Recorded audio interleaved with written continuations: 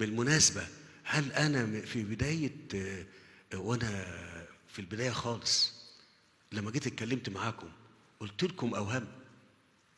ولا قلت لكم إن في تحديات كبيرة جدا جدا وهتتعبوا معايا؟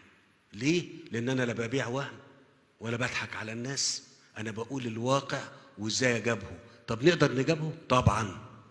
طب هننجح يا دكتور مصطفى؟ أكيد. ان شاء الله. أكيد إيه؟ بسم الله. أمال إيه؟ إحنا بنبني ونعمر، مش رايحين نحارب ونقتل ونخرب. إحنا بنبني وعايزين نصلح للناس، فلازم ربنا هيساعدنا.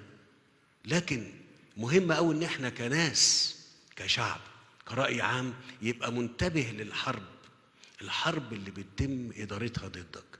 محدش هيقدر ياخدكم ولا يهزمكم أبدا بحرب من بره. اسمعوا، هو لما حصل 2011 اللي كان عايز يوصل للحكم وصل امتى؟ وصل والدولة مستقرة ولا والدولة واقعة؟ والدولة واقعة.